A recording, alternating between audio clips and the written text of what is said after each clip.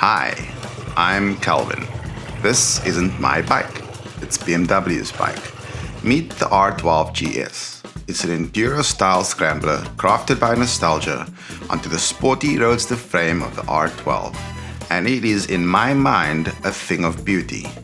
It is meant to evoke memories of classic BMWs like the R75 and R80, the early GS's with its classic livery and long travel suspension. But this isn't a bike review, and I'm not a bike journalist. I'm a motoring journalist who just happens to love riding his motorbikes.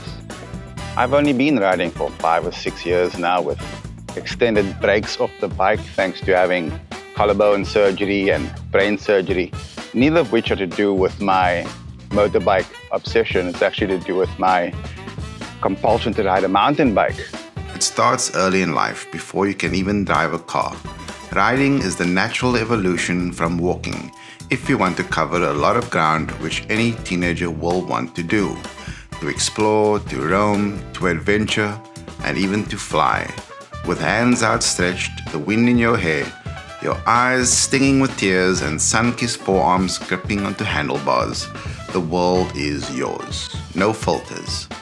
Discovering the joy of motorbikes this late in life is like going back in time to that first bicycle ride. The new sensations, only dialed up to 11. More speed, more wind, and much more noise. My short motorcycle history is already 5 rides strong, if you count the classic 50cc Suzuki scooter I bought after my wife and I returned from Vietnam. It was there in the melee of Hoi An that we fell in love with the idea of riding together, sometimes separately, other times pillion, and decided to bring this affair home. I quickly outgrew the little scooter and she inherited it while I moved on to my first proper motorcycle, gears and all. It was a cafe racer style Honda CBX 250 Twister, but that quickly gave way to a BMW 310 GS. I was warned I would outgrow its little motor too quickly. I didn't listen, but they were right. So I soon replaced it with my own R9T Urban GS, very much the predecessor to this R12. They share the same engine, a 1200 boxer with 80 kilowatts, and to be honest with you, I would have held onto that bike for an eternity. Except just a month into ownership, I had a lucky crash on my mountain bike. Lucky because the concussion I received revealed 7 tumors in my brain. If I didn't fall, we might not have found the cancer in time.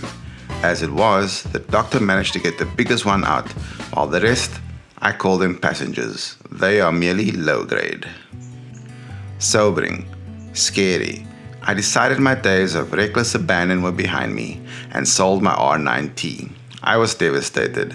It may have been the right decision at the time, but the regret was constant, palpable. At least a year passed before I realized that life without a motorcycle wasn't living at all, and sought out my current whip, a Harley-Davidson Sportster 48.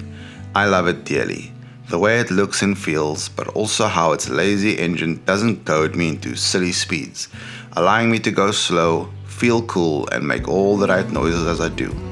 But then came my second big mountain bike crash, shattering my collarbone into 4 pieces, augmenting me with a titanium plate and some hardware, and with it another break in transmission. It's been 5 months off my bike now. Torturous, lamentable, but I'm finally ready to return to 2 wheels again, to fly again. So I can't believe my luck to have this GS in my garage. It's more modern than the R9T I owned. That didn't even have a fuel indicator. What's also new here is an enduro mode and a taller stance that immediately evokes that mountain bike feel I've come to love over the last decade, and that I've missed for the last 5 months since my fall. It's a bike that feels like it could go anywhere, like it could fly. There's a ton of technical jargon I could dump on you, reams of information to share, but I'll keep it simple and say, as far as I'm concerned, the R12 GS is a feel-good machine if there ever was one. And as for me, I'm officially on the mend.